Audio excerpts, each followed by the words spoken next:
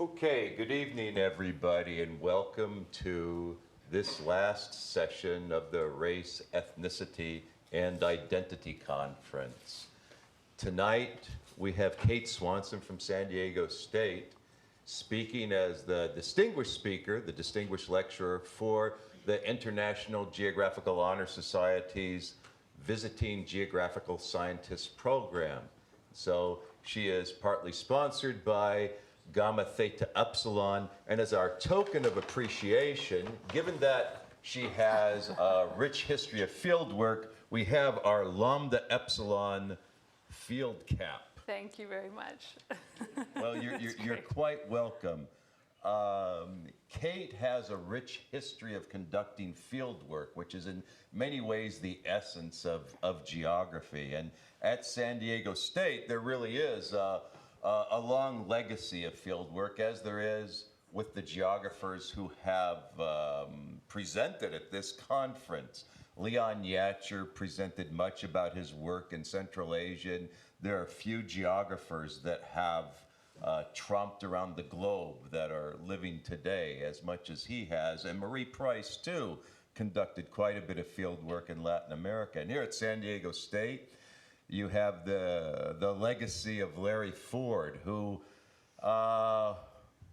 walked in probably every city, every major city on the face of the earth, which is something I don't believe anyone ever has done. So it is this history of field work, this essence of geography that really facilitates your credibility in presenting at this conference and bringing to us your perspective on children in Ecuador's Andes. So may we have a greeting for Professor Swanson, please? And I'll ask you to begin. Thank you so much. Okay, thank you. Did you want your glasses? Maybe so. There you go. All right, thank you very much, everyone, for coming tonight. That is blinding, that's right.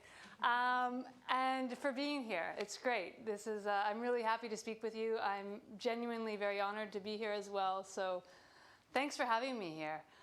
As you can see, what I'm going to talk about today is looking at issues of gender, race, ethnicity, and childhood through a case study of indigenous women and children who work on the streets of Ecuador's largest cities. A lot of what you're going to hear today pulls from a book that I published in 2010, which is titled Begging as a Path to Progress, Indigenous Women and Children in the Struggle for Ecuador's Urban Spaces, which is a very long title. I note they are selling it out front, so if you're interested, it's there.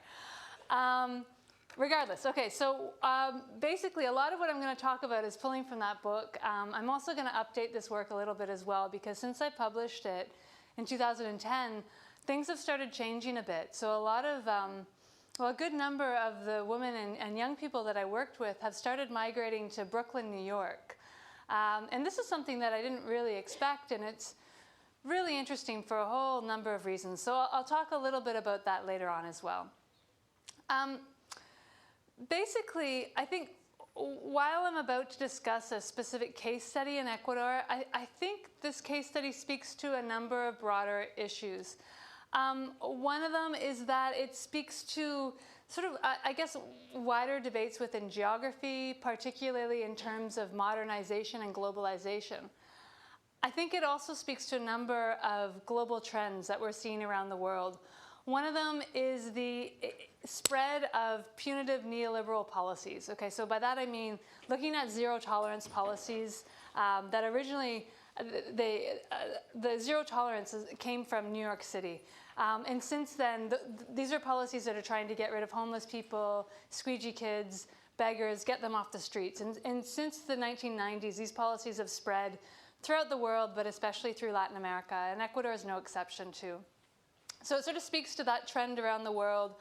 You know, crackdowns on the urban informal sector, people who are working on the streets, and also the spread of rising state surveillance. So these are a few of the things. I also think my research highlights some of the creative strategies employed by the poor and how these strategies and responses to these strategies are gendered and racialized and also aged. And by age, I'm talking about childhood. And so, how children respond to these things differently. And I think it also resonates with the experiences of a lot of marginalized people around the world, many of whom are turning to rural to urban migration and increasingly transnational migration as well as a way to get ahead. And so, broadly, so while this is a fairly specific case study, I think it fits within these broader trends. So it's sort of how I'd say I'd situate my research. Okay, so to give you a sense of where I'm going to go today, I'm going to begin by talking about the case study, looking at migrant indigenous beggars, but there are also street vendors, and I'll talk about this. Begging and street vending often overlap. And I'll try to, give you a sense of their life circumstances and some of the factors that are driving them into the streets. I'm then going to talk about the gendered and racialized anti-begging rhetorics. And so what I mean by that is look at some of the discriminatory rhetorics and policies and practices that are pushing Indigenous women and children from the streets. And which kind of feeds into the next one, which is looking at how these take shape on the streets of especially Quito and Guayaquil, which are the two largest cities in Ecuador. And then I'm going to try to look at the issue from the perspectives of women and children themselves. And what I argue is that given very limited options within Ecuador's social and racial hierarchies, so within Ecuador, usually indigenous people, there's quite high levels of racism, and so usually indigenous peoples are at the bottom of this hierarchy. So within these hierarchies, there's very limited options for them. And so what I argue is that, within this community, people have discovered begging as a viable way to get ahead. Or rather, as I'm arguing, it's a path to progress. Begging has become a path to progress. And I mean progress in the sense of, how we define progress within, our capitalist world.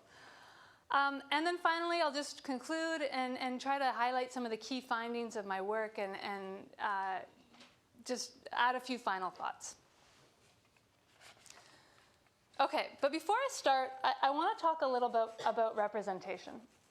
Because often when we see images of children from the global south, and by global south I mean sort of developing countries, so-called third world. Global south is another term for defining, poorer countries around the world. So, often when we see images of children from the global south, we see a lot of images like this one. So they're pictures of very sad children, and they're often accompanied by messages asking us to donate money so that we can save these children.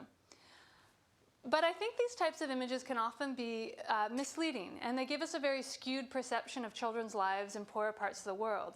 And I think this photo is a very good example of how that can happen.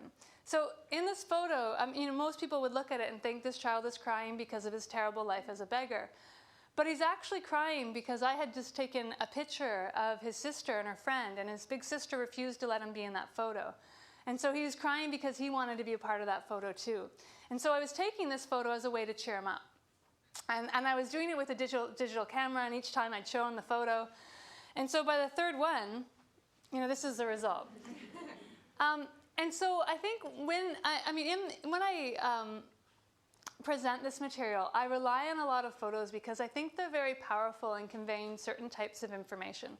But I think it's important to remember that images that we see, they may be true in one instance, but not in another. And people often comment about my photos is that, kids are often smiling. And this is often in stark contrast to images that we do see of children from the global south. But I've chosen to present a lot of these kids as smiling because I think this is how they'd rather be portrayed. But in doing so, I don't want to suggest that these kids, their lives are wonderful and they love working as beggars, because that's not the case. Quite the contrary, their lives are very difficult. But I just think it's important to sort of contextualize the images we use. And so throughout this presentation, I'll try to provide a little bit of context for all of these images. And I just want you to know as well is that they're all of kids that I know and of people I know and that I developed relationships with as well. Okay, so Ecuador. How many people have been to Ecuador? Okay, one at the very back. All right. Ecuador is a really fascinating country. For those who don't know, it's in South America. It's located between Colombia and Peru. It's a fairly small Andean country. And it's interesting. In recent years, it's had a lot of political instability. So between 1997 and 2007, there were 8 presidents who have held office, 3 of whom were overthrown. In the last 5 years, things have become a little bit more stable. President Rafael Correa has been in office, and he has done a few things. He's increased social spending. Overall poverty rates have decreased a little bit. But there's also been some major criticisms of his government in terms of media freedoms and ability to protest as well. I've been conducting research in Ecuador for a decade, basically. And a lot of the research that I did took place in 2002 and 2003, which was part of my dissertation research. At that time, Ecuador was in a period of pretty significant economic crisis.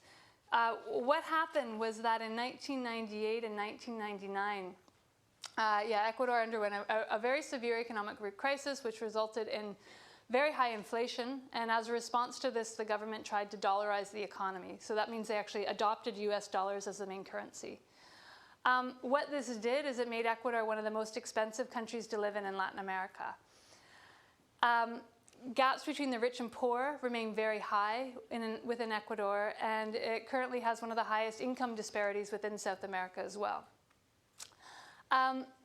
Because of this, at the turn of the century, 60% of Ecuadorians lived in poverty, which is very high, but this figure rose to over 90% for indigenous peoples. So 90%, 9 out of 10 indigenous peoples were living in poverty. Since then, the overall poverty rates have declined. I think it's currently at about 33% nationally, but it still remains disproportionately high for indigenous peoples. Now, indigenous peoples in Ecuador have not endured this situation passively. So Ecuador currently also has one of the highest or the most active indigenous political movements in Latin America. You may have heard in the news recently there was a march, a 2-week march from the Amazon of indigenous people from the Amazon to the capital to protest a mining project in the Amazon. So it's got a very active indigenous political movement. But there is a lot of class stratification within this movement, which means that a lot of in the northern part of Ecuador and the community of Otavalo, there's a largest number of wealthier indigenous peoples who have earned a lot of money through an international trade of handicrafts, going to Europe and selling various things. And so there's a group of indigenous people that tend to be the political leaders of the movement. So there's been a fair bit of change within these wealthier indigenous communities, but within the rest of the indigenous communities in Ecuador, where there's higher poverty rates, there hasn't really been a lot of change. Because of these factors, what's happened is that Ecuador's streets are really overwhelmed by a lot of poor people trying to make a living selling anything and everything on the streets. And it's not just indigenous people, it's also, all Ecuadorians who are experiencing poverty. But my research is focusing especially on indigenous people. But as the numbers of street workers surge, what's happening is that Ecuador's largest cities are trying to crack down on street workers, on beggars, on street kids, and cleanse the streets and get them off of the streets. And they're doing this in order to really modernize the urban image and try to attract more tourists. So this research is based on a case study of an indigenous community in the province of Tungurahua, which is right here in central Ecuador. And they're from a community called Calhuasi, which is about 4 to 6 hours from Quito. So this is the capital of Quito, Ecuador's Quito. And this is Guayaquil. This is another city I'll talk about as well, which is on the coast. Basically, I focus on this community because as a response to declining agricultural returns and rising cash demands, people needed cash to survive, basically. People in the mid-1990s, women and children from this village started migrating to Ecuador's largest cities to beg and also sell gum. What differentiates this community from other rural communities, I'd say, is that they were mostly begging, they were mostly migrating to beg. This is something that's a little bit different. And also is that they're mostly women and children that were migrating as well. So men have been migrating from this village for some time, but women and children's migration is something that is newer, and it's not that common in the Andes for women and children to be involved in temporary migration. And moreover, as a response to a lot of these increasing punitive neoliberal policies, so these zero tolerance policies, community members are increasingly becoming involved in transnational migration, so are migrating to New York City as well.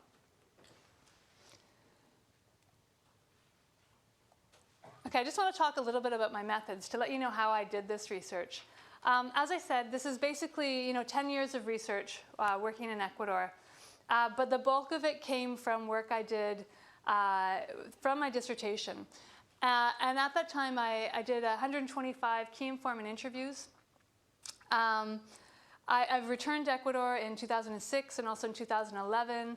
And I've since made a couple of trips to New York City as well to visit Ecuadorians that are in New York. And I've tried to keep in close contact with people over the years. 37 of the interviews I did were with young indigenous women and children who beg in the city. All the interviews were conducted in Spanish. I studied Quechua. I took Quechua as a language that they speak in Caluasi. I took about 180 hours of Quechua language training, but it was basically enough that I could follow conversations. I knew when people were talking about me, but I wasn't quite fluent enough to do my research in Quechua. So, and as I said 37 of the interviews were with young indigenous women and children who beg in the city. But the other 88 were with people who are associated with issues surrounding begging and street work. So these would be social workers, teachers, politicians, etc. My research took place in, and I just want to mention too the ages. The kids I worked with were between the ages of 7, and actually the oldest woman I interviewed was 24. So sort of a broad span of ages there. But the average age was 13. My research took place in both rural and urban areas. So while most of it focused in Quito, because that's where I lived, I also spent 8 months going to the rural village 2 times a week. And then once people trusted me enough, they invited me to live with a family for a period of a month. So I moved in with a family of 6 for a period of a month, which really allowed me to get to know the situation on a much deeper level. And while I was there, I also did a survey with 42 kids who are in grades 5 and 6 concerning their work at home and in the city, which sort of gave me a better understanding of the type of work they do. I also want to mention a little bit, as on a methodological note, when I moved to Ecuador, so I lived there for 1.5 years, and when I moved there, I brought my dog from Canada. I'm Canadian. I brought my dog from Canada to Ecuador. And I learned that in doing so is that my dog became, I think, the best research assistant I could ever ask for. Because I was working with kids, she was an instant attraction. Kids were very interested in Kiva and they wanted to play with her. And I found that in doing so, it gave me a great chance to just hang out with kids, talk to them about their lives while they played with my dog. And this is in the village and also on the streets as well. This is a park where it was close to where a lot of kids worked in Quito. So eventually I found when I was walking through the village, kids would shout, "Kiva!" My dog's name's Kiva. They'd shout, "Kiva!" from the high up mountains, waving at her, at my dog. And in the city, generally, when we approached people, we would, I'd hear people start murmuring Kiva as we got closer. So, I think my dog became more famous than I did, certainly. And if anybody wants to do research with kids, I'd highly recommend getting a dog. It worked. Okay, so this is the community of Caluasi. It is a high Andean community. It's at 3,400 meters in the Andes, which is about 11,000 feet. It's primarily Quechua speaking, as I said. Quechua is basically the language of the Incas, an Ecuadorian variant of that. It has a population of about 1,200 people. And they're part of a broader community called Quisa Pincha Alto, and they're part of the Quisa Pincha ethnic group. basically, the community for a long time survived on subsistence agriculture of root crops. And it was along a very isolated and inaccessible community. And in fact, up until the 1970s, there are no outsiders allowed in. The whole area of Quisa Pinche Alto is perched along these a series of narrow mountain ridges. And what they would do is watchmen would watch the mountains to see if anybody was coming up. And if they spotted any intruders, any outsiders coming up, they would roll boulders down the mountain to prevent them from coming in. And this makes sense within the context of, if you think about the colonial history of Ecuador and the situation of indigenous people, I mean, generally, outsiders coming into the community didn't mean good things. So it was in their interest to keep outsiders away. So until the 1970s, that persisted. And in fact, until the road was built in 1992, there was no way to get in and out of the community except for via a very long and difficult footpath up the mountains. So it took about 2.5 hours to hike up and about an hour and a half to get down. So it was largely a pretty inaccessible community. And because this community largely subsisted outside of the market economy, so they weren't that integrated with the broader economy, I think that the impacts of economic globalization have been fairly limited here. And by that I mean, their dire poverty is largely the result of a prolonged colonial history, of racism, of social exclusion, rather than the most recent phase of globalization. So what's happened here is that in recent years, they haven't become poorer, but what's happened is they become more acutely aware of their poverty. And hopefully that'll make a bit more sense as we go along. But I think because a lot of communities in the poorest South, we hear about the impacts of structural adjustment programs and the impacts of globalization that are pushing communities into deeper poverty. And I don't think that's the case here. In a material sense, people are actually wealthier. But they are now aware of their situation and the rest of the world, more or less. And so I think this points to the differentiated ways in which modernization and globalization take place in the periphery, particularly for indigenous peoples. And this photo, this is a photo, this is the older part of the community, and this is 3 generations of Calhuaseños, and we were all on our way to go harvest potatoes back there in this photo. Okay, I think basically what I'm arguing is that the construction of the community's first road in 1992 really was a key catalyst for a lot of the recent change that's happened. The road did a number of things. For one thing, it enabled better access to medical facilities and vaccines, which meant that more people were living. They reduced infant mortality rates. And so one 60-year-old father, he told me how 7 of his 11 children had died during childhood. And he was only 60. And this was not at all uncommon in the recent past, through very high infant mortality rates. But with the road, it gave better access to medical facilities. So that changed.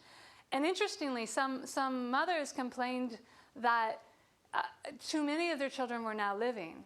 So imagine if there was limited access to birth control, and so women are just having more and more and more children. And you're very poor, so it was difficult.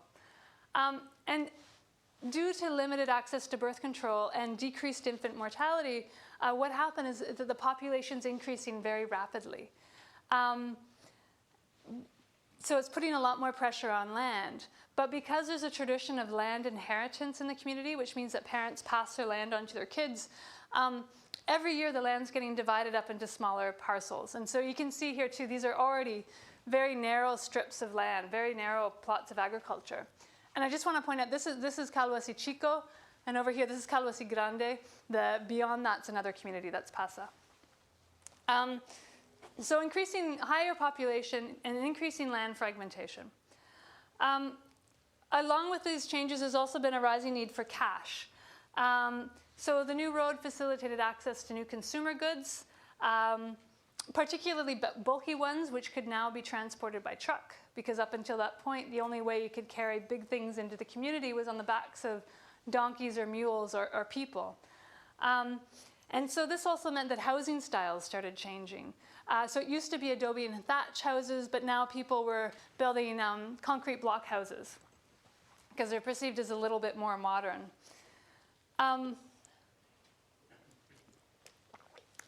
Diets also began to change as well.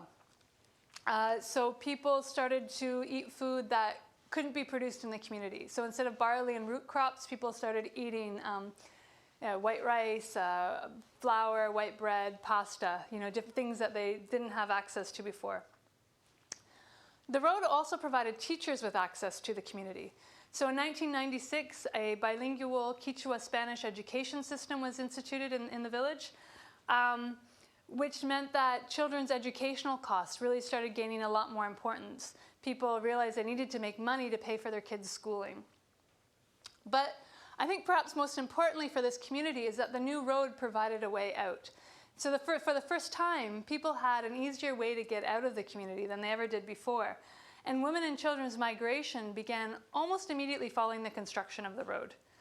But with limited skills and very few employment options, within basically Ecuador's social and racial hierarchies that I talked about, they turned to begging.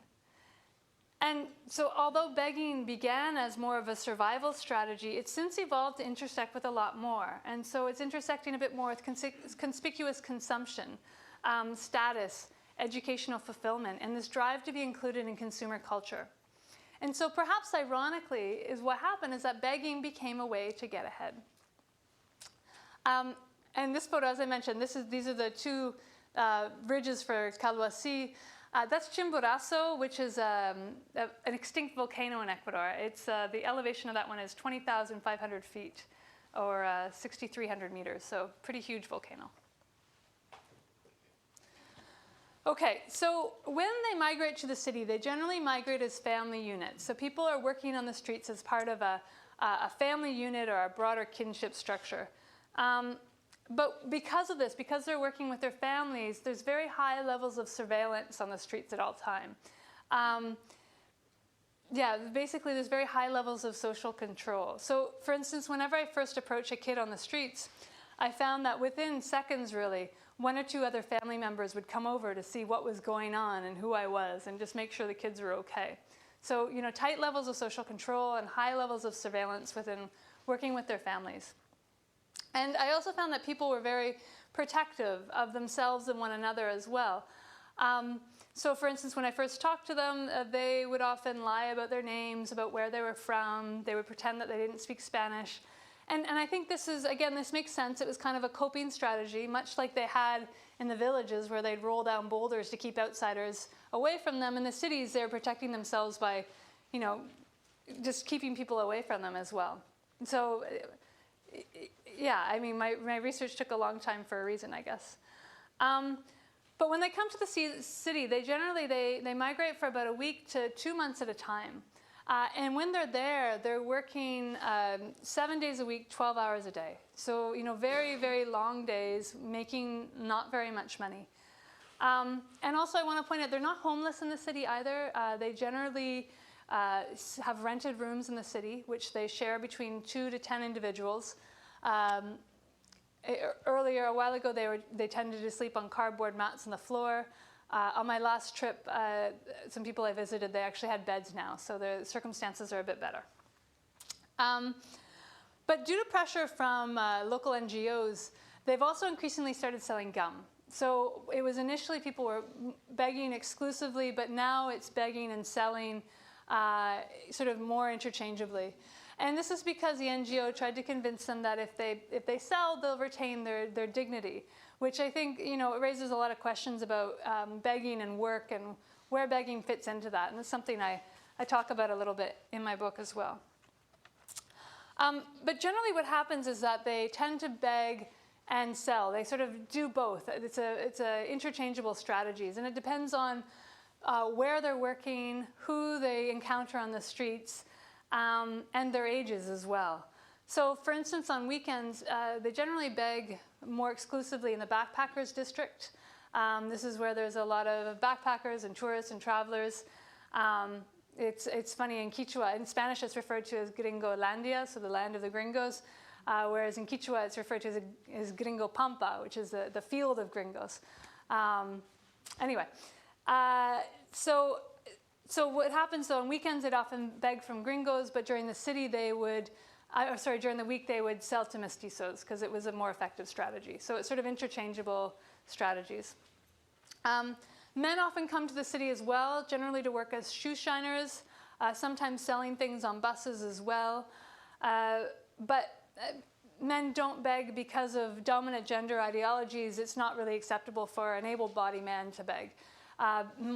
Men can beg as long as they're elderly, or if they're young, or if they're carrying a baby or a child. But more often than not, what happens is because women and kids can make more money than men on the streets, men stay behind to take care of any kids that have been left behind, or to take care of animals. And this photo, this is a 29-year-old woman and her 7-year-old son, and this is a 10-year-old girl, and they're both selling in Quito. Okay, so when they're in the city, generally they're aiming for tourist dollars and middle upper class dollars. And as I mentioned, they work in the key tourist districts such as Gringo Pampa. And this photo is actually just outside of that area. There's a McDonald's in the corner, there's a KFC as well, and there's a number of embassies in the area. They also work outside of the International Oil District, which is actually close to where I lived, along the main trolley lines and outside the international airport. Yeah, these are all areas that the municipality is trying to modernize and cleanse and clean up in order to attract more tourists and more investment to the city. And so to do so, they're trying to push informal street workers off the streets. But the more tourists that the city manages to attract to the city, the more Indigenous women and kids are pulled to the city as well, because tourists give a lot more money than locals. So a local might give, say, 5 cents, whereas tourists will give 50 cents to $1. So it makes sense to beg from or try to sell to tourists, definitely. So there's a bit of a conflict there. And on the streets as well, in the context of tourists, I think that if you think about sort of rosy-cheeked Indigenous girls and their shawls and their Andean hats, they represent sort of an exoticized experience for tourists because, well, I guess I mean that in the sense of an imperialist nostalgia. And I don't know if anyone's read Renato Rosaldo, but he talks about sort of a imperialist nostalgia as an imagined past complicit with fundamental domination and inequality.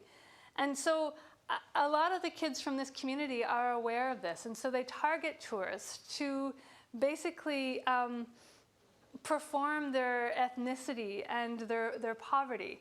So what they've done, they've learned how to sell their gendered and racialized identities, or you could argue that they've learned how to capitalize on their gendered and racialized identities as well as an effective strategy. I'll try to explain this a little bit more in the context of sort of space, race, and ethnicity in the Andes. In the Andes, basically, there's whites and Indians are generally constructed in an opposition. So modernity and progress are imagined as white, whereas backwardness and rural decay are imagined as Indian. So there's very sort of strict racial spatial divides as well that affect rural and urban spaces. Sarah, I don't know if anyone's read, it's more geography if you're interested, but Sarah Radcliffe and Sally Westwood have also written about this too, about how space, race, and ethnicity are very much linked in the Andes. And so there's this idea then sort of that Indians, like Indigenous peoples and Afro-Ecuadorians belong in rural spaces because they're sort of more backward and rural, whereas whites belong in urban spaces. And when I talk about whites, I'm talking about white mestizos. Basically, white mestizos are the dominant racial ethnic group in Ecuador. A mestizo is a mix between Spanish, Indigenous, and Afro ancestry. But generally, a lot of mestizos self-identify as white, and so the term used is often whites or white mestizos. And so because of this sort of racial spatial divide, You'll often see in the newspaper, there'll be pictures of indigenous women that are selling bundles of carrots that are out of control or that are invading the streets. And so there's this idea that indigenous peoples just fundamentally are out of place in the city. They do not belong in the city. They should instead be up in the countryside in the Andes and out of the city. And these types of geographical imaginaries are also enforced by a lot of hygienic rhetorics that try to, I guess, legitimize efforts to sort of cleanse the streets and sanitize the streets. Urban planners would speak to me with a bit of sometimes of revulsion about touching, indigenous women's hands because they're so dirty. Or I remember speaking to a doctor as well, talking about all indigenous people as being flea-ridden. And so there's this very much this hygienic discourse that goes along with this to sort of try to frame their exclusion through hygienics and trying to push them off the streets because they're unclean. They don't belong, they're unclean. They shouldn't be in the city. They're a potential source of contamination for white mestizos. In the city, there's also some similar rhetoric surrounding gender as well. So basically what's happening is that a lot of indigenous women are accused of being bad mothers who exploit their innocent children. And kids are also constructed as delinquents. So, and if they're not already delinquents, it's assumed that these kids will be the criminals of the future. So I had a priest tell me that these kids might begin by selling candy, but they'll end by selling cocaine. So this idea that, once they're on the streets, they'll be corrupted, they'll become the criminals of the future. And women are also accused of using their children as props for begging, which it ignores different forms of parenting in childhood that deviate from sort of the modern Western norm. So here in the US, we have this idea about how children and parents should behave. And in Ecuador, Andean indigenous societies, they have very different constructions of childhood and of parenting. And so what happens when young or unmarried Calhuaseños go to the city and they don't have children of their own, they might bring a child that belongs to an extended family member. So let's say one woman has just had a baby, she can't go to the city, but she might send another one of her older children to the city with her sister, who doesn't have her own kids. When that sister comes back from the city, she brings 50% of her child's earnings and buys a new outfit for the child. So from a certain perspective, that might seem like renting. But within Calhuasi, people perceive it very differently. So they perceive it as sort of lending or sending children, which is kind of a practice that is very intricately connected to notions of redistribution of wealth, of reciprocity, of kinship, and also skill building.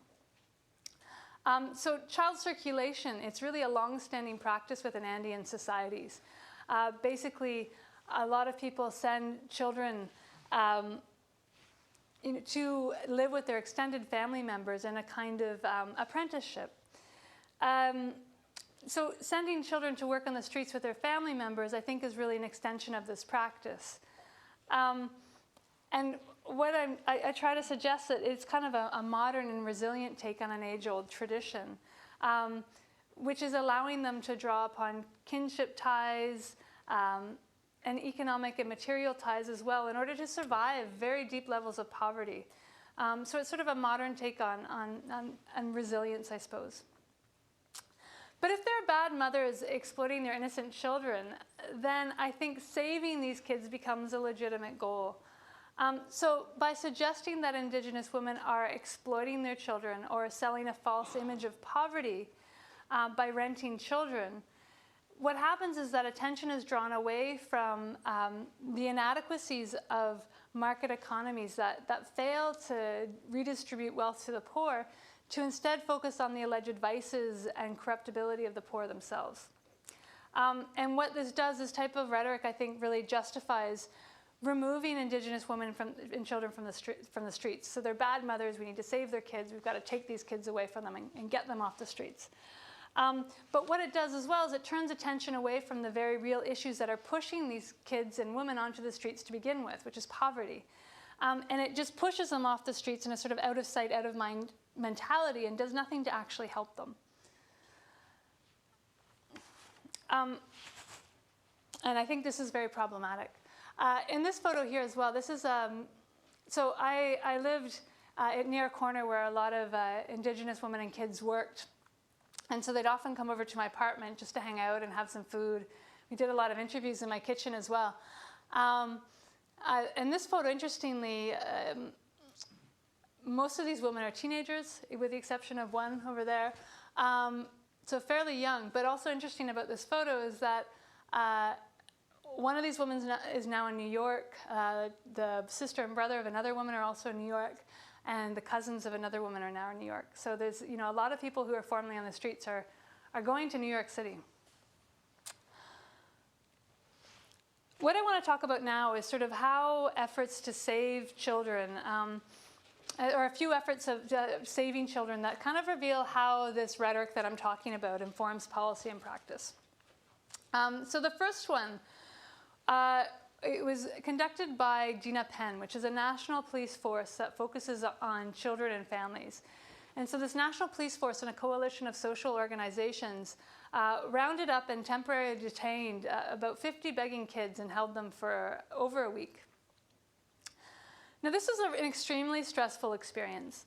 A lot of the women were still breastfeeding at the time. A lot of them, they speak Spanish, but not always very fluently. And in order to get their kids back, they had to prove that they are the biological mothers of their kids. And the proof that they needed was either a birth certificate. Well, the first one was a birth certificate, but a lot of kids aren't registered. They don't get birth certificates until they have to enroll in school at the age of 6 or 7. So they didn't have that document. And failing that, they had to bring back male witnesses to prove that they were the biological mother of the child. And so to get that, they had to go back to the village, try to get a birth certificate, bring back a male witness, and to prove that they were, the legitimate parent. This was perceived upon this was premised upon a perceived need to protect children. But I think a lot of people would argue that taking kids away from their mothers in this instance was traumatizing children really rather than protecting them. Another one, there was a proposed law to permanently seize children found begging on the streets and institutionalize them in specialized youth centers or youth institutes. So permanently remove these kids from their families and place them in these specialized youth residences. And if the children flee, it's stated that these kids should be caught and punished. Now, to me, this sounds really eerily similar to the former Aboriginal residential school system that we had in the US and Canada and Australia. For those who don't know, this was a system of forced removal of Indigenous children from their families to put them in special residences. If anyone's seen the film Rabbit Proof Fence, it's about Australia and sort of how what's referred to as a stolen generation of Aboriginal youth have been taken from families. In any case, to me, this sounds very much, the way this is framed was very similar to this type of system. And I think the fact that this could even be suggested in this day and age is pretty worrying. The bill didn't pass, but what, again, the fact that it could even be suggested is, I think, what concerns me. But what it was doing was suggesting, again, that these are bad mothers who are exploiting their children. And much like the Aboriginal residential school system was suggesting that these kids would be better off in state institutions where they could be molded into proper citizens. So it's not what's best for Indigenous families, it's more what's best for society. And it was a very paternalistic approach.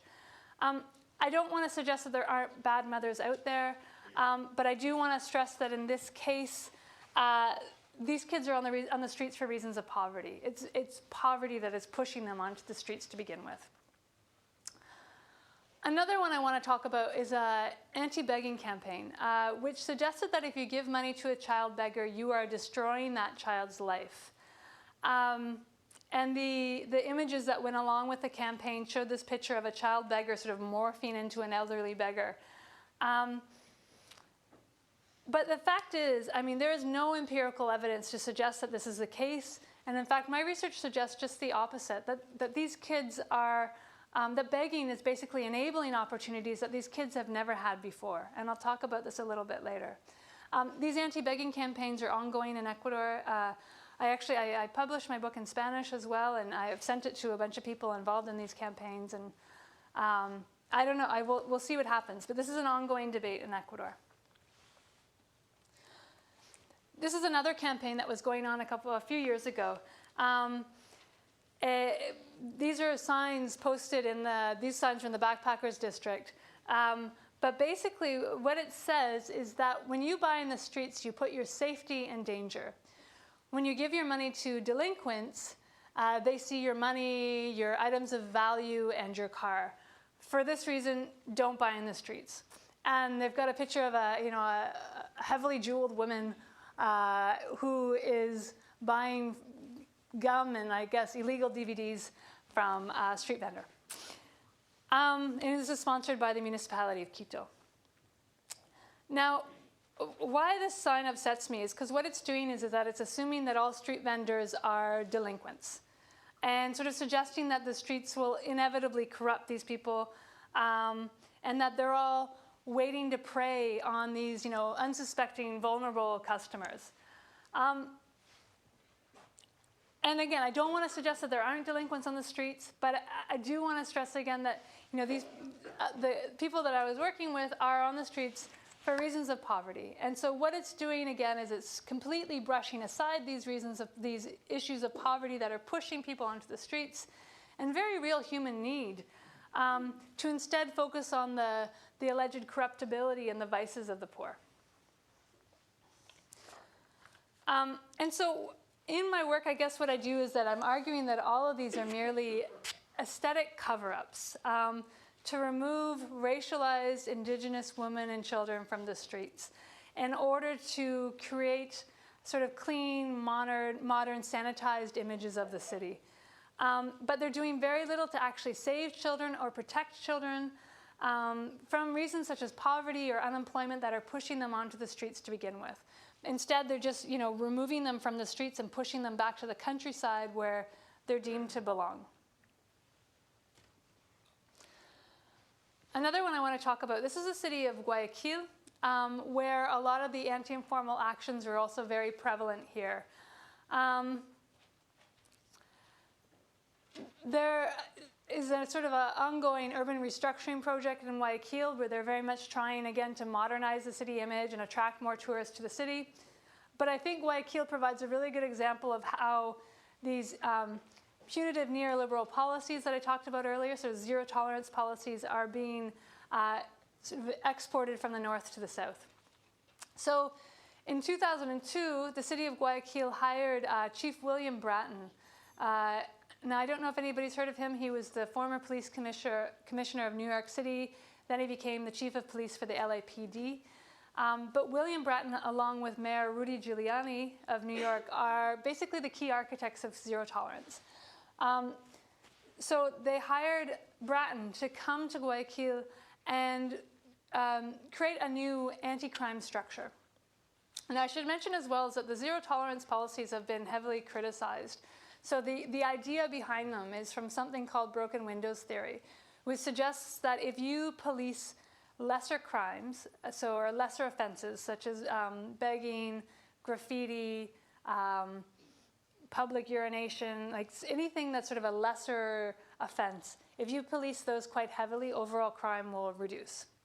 Now, this has been very criticized for not having much empirical evidence behind it, but regardless, it's being exported elsewhere. So in any case, the resulting project, which has become known as Plan Bratton, is very harsh and punitive, particularly for informal street workers. So as part of the urban restructuring project, there's constant police surveillance. This is a coincidence. There's a police truck here, which when I took the photo, that wasn't even on purpose. There's police-operated video cameras everywhere. Beggars are jailed for 7 days if they get caught begging in certain parts of the city. So it's a very sort of punitive project. The other thing is that private security is also playing an increasing role in the city. So there's a municipal ordinance that encourages private business owners to employ their own security forces so they can implement what's known as sort of it's proper moral conduct and decor in the ordinance. And so what this is doing is prioritizing the rights of business owners over people on the streets. And I think this is also worrying. Also in Guayaquil, they also recently built a beautiful new boardwalk. It's really nice. It looks like you could be in Florida. But this is guarded by, heavily armed guards who are deciding who can enter the boardwalk and who cannot. And I talked to the chief of police about this new boardwalk. And I think in what demonstrates a pretty good example of what's referred to as social and spatial distancing, and this will be clear. He said to me, on Saturdays and Sundays, you're sure to encounter a lot of people from the poorest barrios or neighborhoods on the boardwalk. And this will make you suspicious, or it'll give you a bad impression when there's only short people, ugly people, etc. So they're building a new boardwalk on the suburbs where people can go without losing their merit, where they can, without losing their dignity, where they can mingle amongst themselves. It's just easier that way. Okay, so when he's here, when he's talking about short people and ugly people, he's talking, these are, I think, euphemisms for those of indigenous descent, the working class, and the non-white. So, he's saying that, all the short people and ugly people, they should go somewhere else. They should go to a different boardwalk, and we'll keep all the nice, tall, white people, somewhere else. So this is what I mean by the sort of the social and spatial distancing. And there's this real desire to keep indigenous people, far from the main tourist districts of the city because they might damage the sort of modern whitened image of the city that they're trying to project. During another interview, municipal employees, they sort of spoke with disdain about indigenous people, again, saying that they wish they would all go back to where they came from, like back to the Andes. So I guess one of the things I've tried to do is reveal some of the racial injustices wrought by these neoliberal urban policies. And I argue that, while these types of policies have diffused to Ecuador, they're being implemented in a much more racialized manner. And certainly while race plays a role in sort of neoliberal policies elsewhere, I think that what's happened in Ecuador is that it's a much more transparent engagement with the process of whitening. So it's a very blatant attempt to try and whiten the city streets so that the city looks more modern. Now, what I also think is important to talk about is how these policies are leading to a lot of displacement. So basically, the result of this is that indigenous women and kids are being displaced from the streets of Quito and Guayaquil and are being pushed into more hazardous circumstances.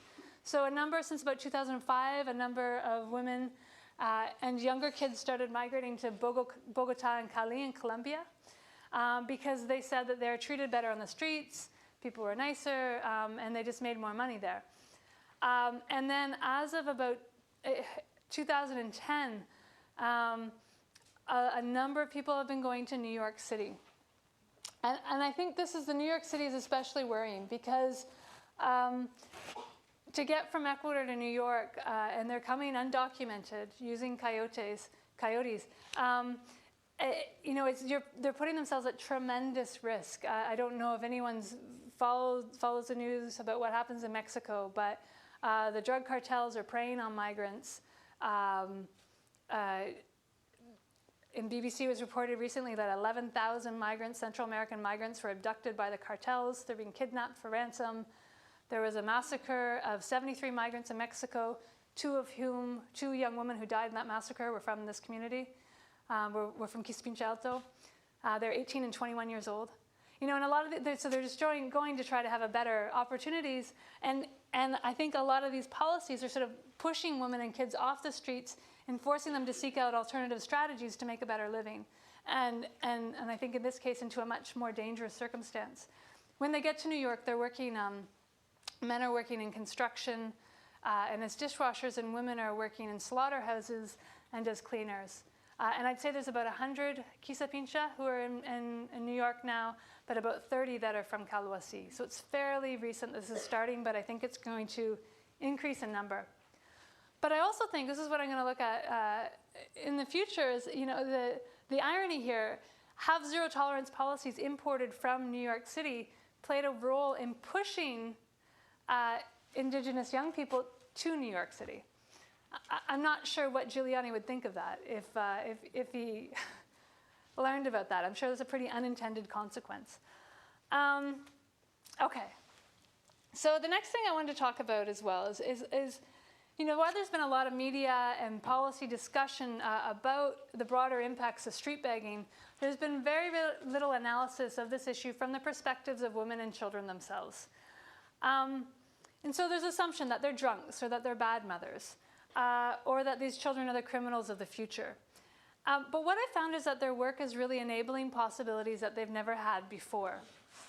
So children's education was the main reason why a lot of these women and kids work. The majority use their earnings for notebooks, school supplies, uniforms, and school lunches. Education has become very important in the community because this is seen as a way to get ahead, as a way to get a better and more prosperous future. And up until 2008, there wasn't a single high school graduate from the community. And the first high school graduate was a girl, and she's been begging on the streets since she was 8 years old. And so I think this is really significant. And her peers and her siblings are equally determined to go to school. I mean, getting an education is so important right now. Now, the future is going to decide, I think, whether getting this education will truly enable better opportunities because of this migration to New York. So, for instance, the girl, the first high school graduate, her husband recently tried to migrate here, but got caught in Arizona and sent back. But I think she was planning on coming with him. So a lot of the key community leaders are actually leaving now. The ones with education are the ones that are going. So we'll see what happens. But they're also going so that they can pay for their kids' educations.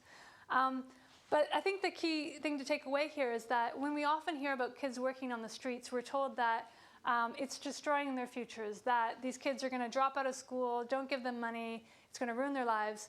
But in this case, giving these kids money would actually help them to go to school. And most of the money that they're using they're using to pay for their educations. And I think this is really significant, and it's quite the opposite of what we hear when we hear about child labor and kids on the streets. If they didn't work on the streets, they wouldn't be able to go to school. And I just want to, this photo as well, this is a mother and her 3 kids, and I just want to point out again that they're always working in these kinship groups. They're always working with family members. And so on the corner over there was a bunch of other community members that are, watching over people. And then another thing I just want to mention as well is that efforts to remove them from the street also ignore the reality that for a lot of kids, this is really a safer option than some of the other alternatives. And so what I'm trying to do here is provide an example that challenges some of the gendered understandings of public space. Often when we think about public space, for girls, it's conceived as a very dangerous space. But for these kids, I'm trying to say that, there are risks for them on the streets, certainly in terms of traffic accidents for the young ones. But I think because they're working as part of these tightly knit kinship groups, their lives are safer. The risks are lower. So, for instance, within Ecuador's social and racial hierarchies, one of the other options for them would be to work as a domestic. So that means, to go be a maid, a live-in maid in someone's home. And a lot of the girls that I worked with, they're, offered jobs to be live-in maids at people's homes all the time. But within Ecuador and around a lot of the world, domestic workers are subjected to very high levels of physical and also sexual and mental abuse.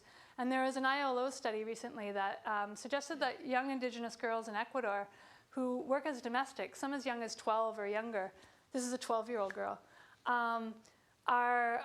they work under conditions comparable to slavery. So being a domestic is not a very good job.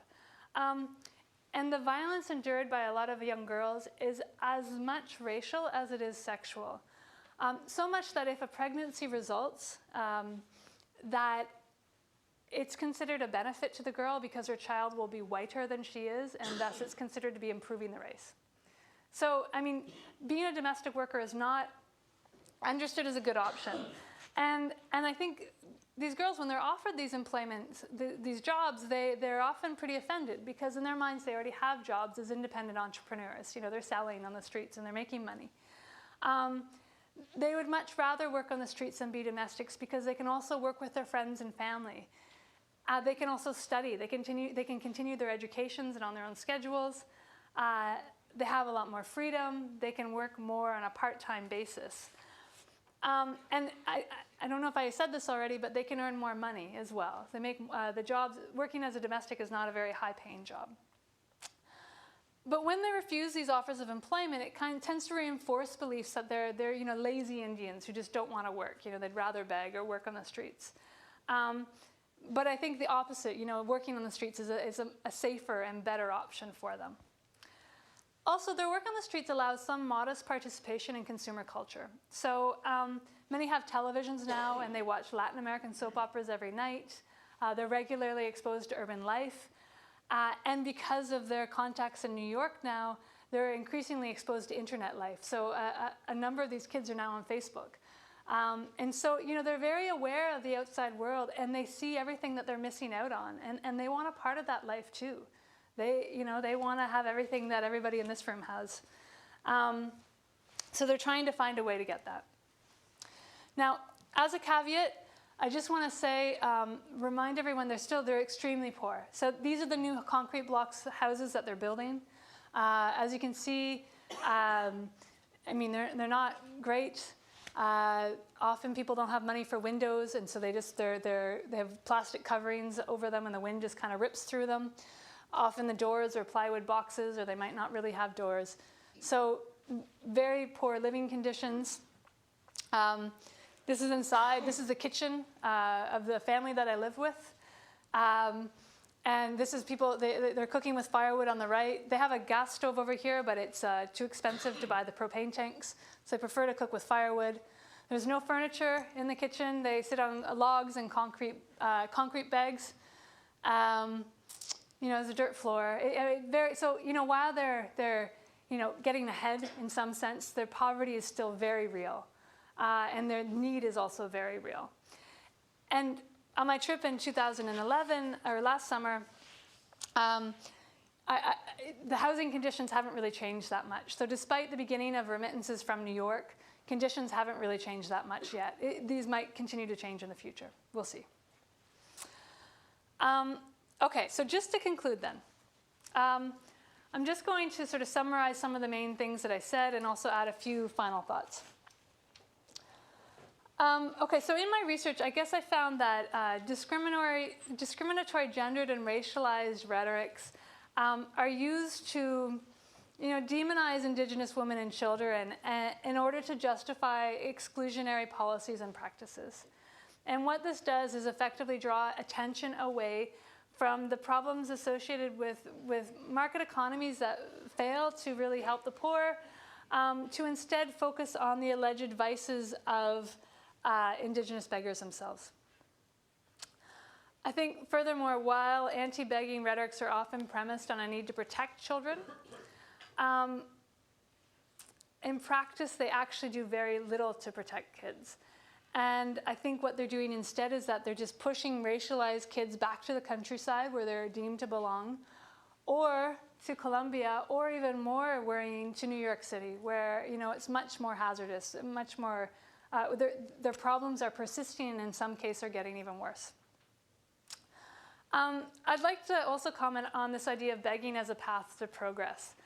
I think, however marginal this progress is, I do find it ironic that Calhuaseños have managed to capitalize on begging as an effective strategy to get ahead.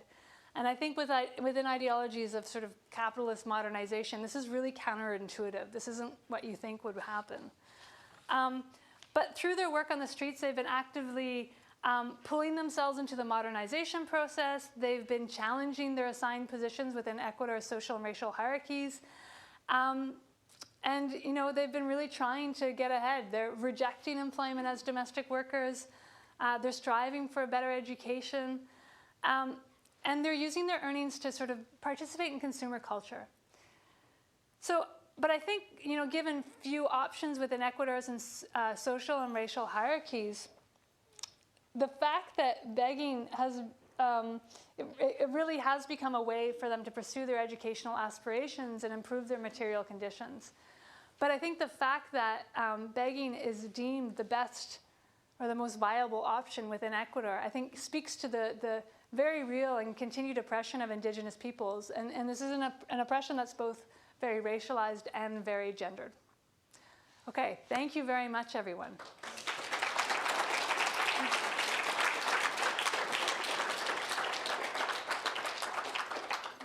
Kate, thank you so much for a great lecture on your field research. And before I ask the audience for questions, first let me say that Kate's book is for sale, and she will be signing copies if you're interested. And it's produced by University of Georgia Press, and it's an excellent piece of work. I just want to say I don't make any money on the book. I've made $182 so far. So. Oh, $182. Yeah, which is pretty good for an academic book. Yeah, usually you lose money on. Yeah, that's right. So $182 is okay. Yeah, that's right. Sometimes you have to pay to publish your work. But apparently we have the last remaining copies from Georgia Press. There are about 30 of them left here before the next printing. Regardless, I have a question as I ponder this matter, because here in the Andes, the discrimination is not only so significant toward those indigenous from the white side, but those that are indigenous consider themselves to be inferior, as if they're brainwashed, as we see throughout much of Latin America, really, as they have experienced the onslaught of globalization. In one way, they are compelled to accept that there is that marked correlation between modernity and whiteness and that sort of superiority. But are there any messages that are transmitted that endorse their indigenous ancestry? Yeah, I think, the fact that Ecuador has a very strong indigenous political movement bodes well for indigenous youth. I think the fact that they've got a Quechua language school system also bodes really well. But at the same time, a lot of people from Caluasi, they don't want their kids to learn in Quechua because they think that's going to hold them back. And a number of people are now, the apartments that they've rented in Quito, they're living in them more full time so that they can send their kids to Spanish language school in the city. And when I was there last summer, there was one little girl of 4, and the parents were very proud that she didn't really speak Quechua anymore. And for kids themselves, I think it's pretty mixed. I think, I suspect kids probably go through stages like we all do when we're growing up, where at various stages they're going to reject their ancestry, where maybe when they get a bit older they might embrace it more. There's a couple of kids, a couple of village over, not kids anymore, but they have university degrees. And one of them is back, this is in Ijawa, Chico.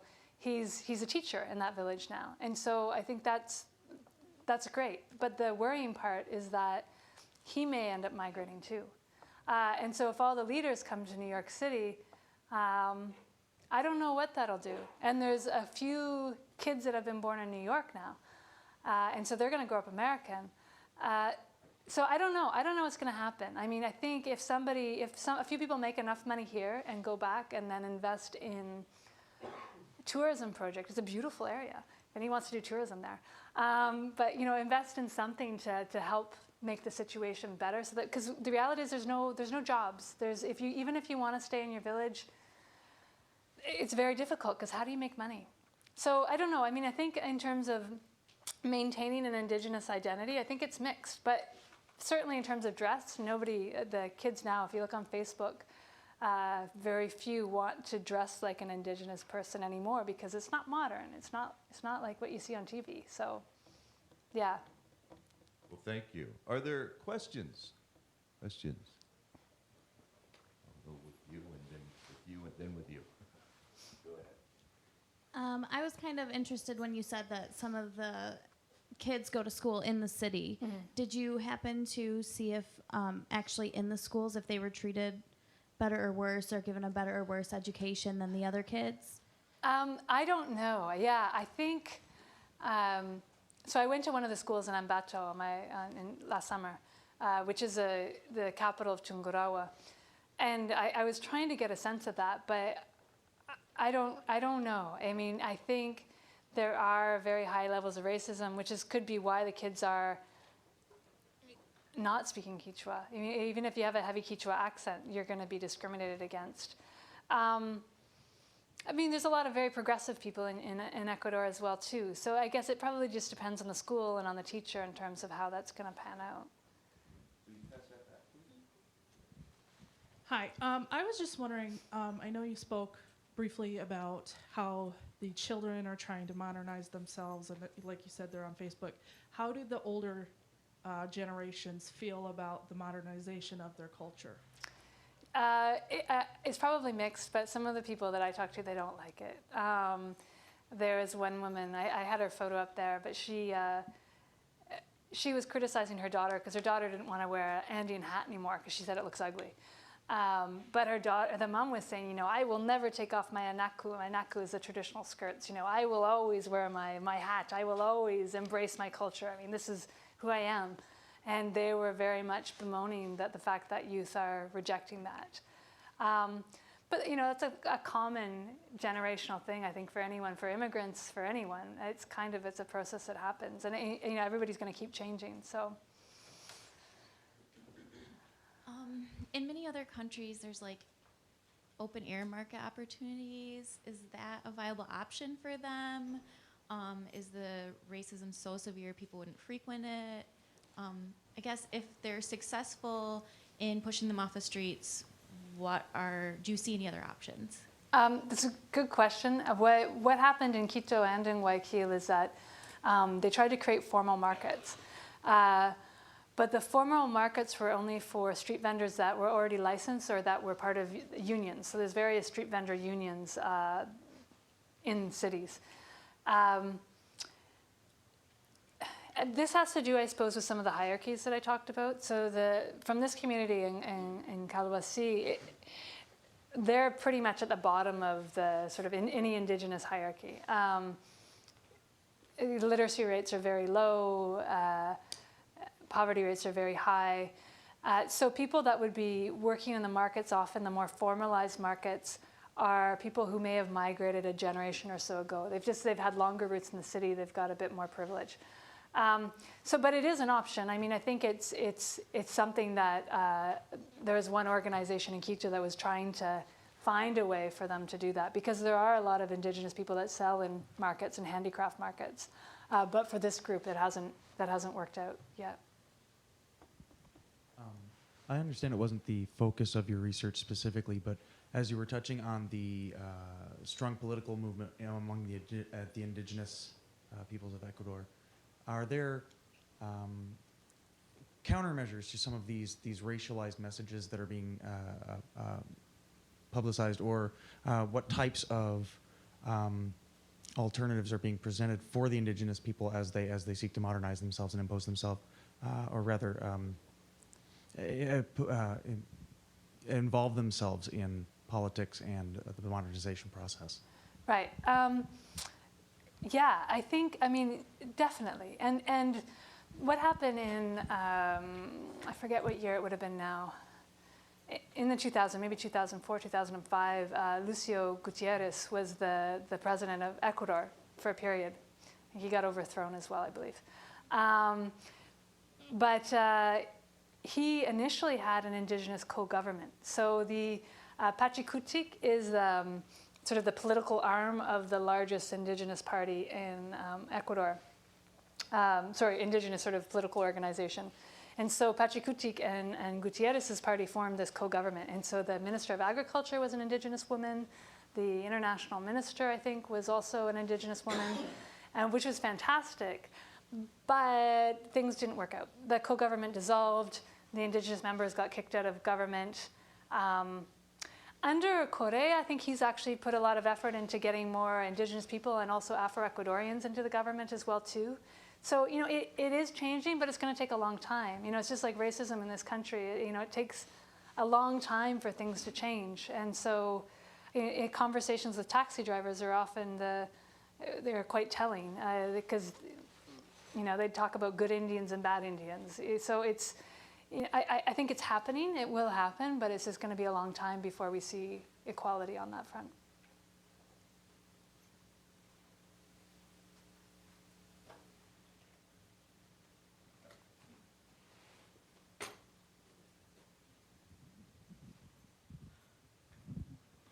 Hi, thank you for your talk. It's very interesting. If I correctly understand the causal arrow of your story, everything starts when modernity comes to indigenous community. So that makes the indigenous community aware of their position, economic position in the world, and that prompts them to try to improve that position by going to the city. And this trip or this move to the city basically causes them to be, puts them in a situation to be discriminated against. So could I conclude that the general conclusion of your research that modernity causes discrimination? No, because I think the discrimination was already there. I think the discrimination had existed for a very long time, which is why they were up in the mountains. Originally, those from Quisa Pincha had, the land and sort of the lowlands was their land, but they've moved higher and higher up in the mountains to sort of protect themselves. Because there is the hacienda system, the encomienda system, where they are basically taking land and labor from indigenous communities. So to hide yourself up in the Andes was your best protection. And this community was often referred to as very, bravo was the word, so they were sort of, it was sort of fiercely protecting their sovereignty almost. But what it probably, and so I think the discrimination's, been there for a very long time, since colonialism at least. But I think what it has done is just it's the more awareness, I suppose, of it. And I think it's more of awareness of everything they're missing out on. So say you're living in an adobe house, you saw the pictures of how people are living, and you're watching Mexican soap operas every night. And you see the houses of the rich and famous and the fancy cars everyone's driving, and you're 15 years old or 16 years old. I think for a lot of people it's gonna hurt. And so I think, they're trying to find a way to, I think it's just made people more aware of how bad the situation is.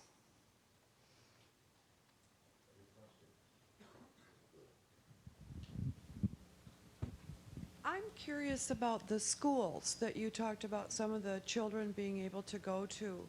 Are they similar? Because I have a picture in my mind of our schools here. Mm. And so do they go, how old are they do they have a high school they graduate from? Right. Is it public and free? Yeah, good question. Actually, if you look at the cover of my book, those are kids that are peering out of a classroom window. It's a broken classroom window. So the schools are not very good in terms of infrastructure.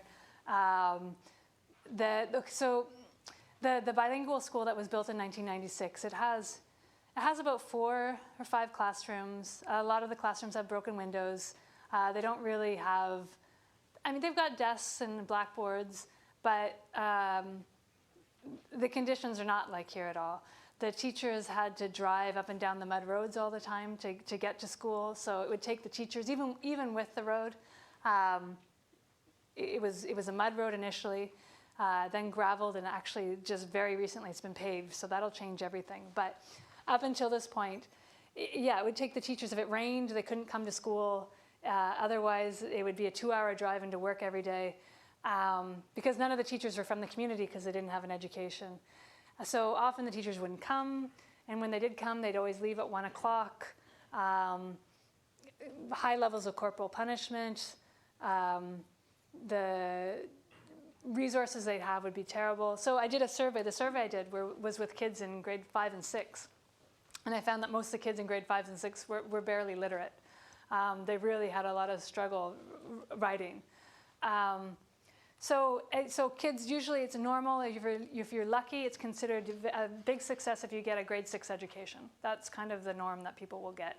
A high school education remains quite rare. I mean, more people are getting it, but it remains quite rare. So you've got low quality teachers because no one wants to work there. In Canada, you could compare it to a lot of teachers. They go up into the reserves or way into the northern territories, and it's hard. It's hard conditions working up there, so no one wants to do it. And yeah, it's not like education here. You said early on that people generally go from Kaluasi to Quito for like a week or two and bring home what they earn. Mm-hmm. If they're going to Colombia and New York, obviously this is going to be like a semi-permanent or permanent migration where they're sending remittances instead. How do you see this changing, like the family dynamic and other areas as a result of the more permanent leaving? Yeah, significantly. The Colombia is still temporary, so I think Colombia people, it's close enough that people are just going for a short period and coming back. But New York, yeah, very significantly. I think people are imagining that they're only going to go for a few years, so maybe 5 years, and then make enough money and come home.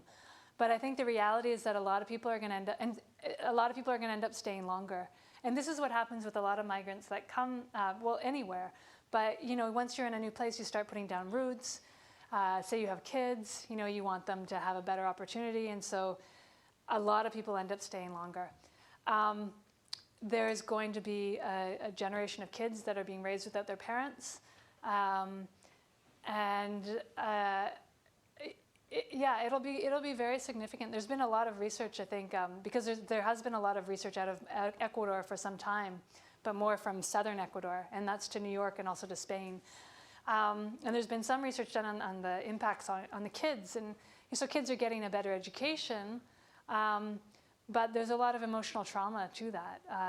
It's difficult growing up without your mom and dad. So, yeah, I don't know. I think it'll be difficult. And I think it'll really transform the community in tons of ways. We have time for one more question.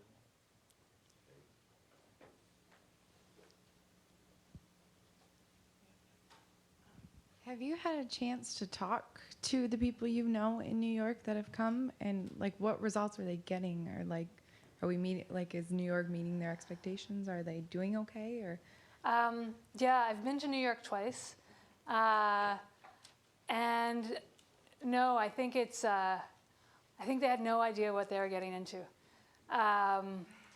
and I think it's really hard. I think it's really hard. They're working, again, 1 or 2 jobs, 7 days a week. If they get sick, they can't work. What do you do? Their journeys were awful. Some of them, they said, it took them 70 days to get here. One of them told me, this is some of the earlier ones. So there's a few earlier ones that came starting in about 2008, but the most have been sort of since 2010.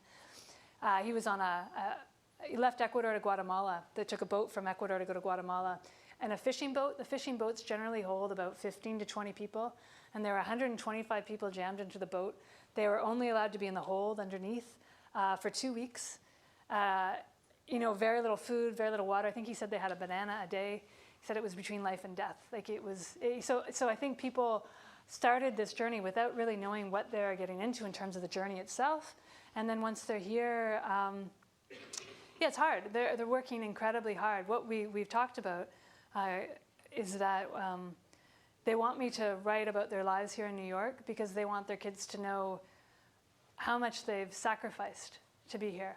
And they also want me to help them make a documentary to send back to Ecuador to convince the kids there not to come, to show them how hard life is here and that they'd be better off staying at home. So yeah, I that's what I'm going to look at next. But it's a difficult situation. It really is. And I think this is the case for a lot of migrants here. I think it's hard to imagine. I've started doing some work with unaccompanied minors. So these are kids migrating from Central America and South America that are in the U.S. And I think, yeah, it's hard to imagine what life is like here because you only see it on TV and you're chasing this idea of the American dream. And then you get here and your life is completely different. So, yeah. I'm going to ask you if you have any other questions to ask Kate once we adjourn this formal session. Please feel free to do so. And remember, if you'd like her to sign a copy of a book, she'll be up here engaging in a bit of book signing. Thank you so very much for joining us.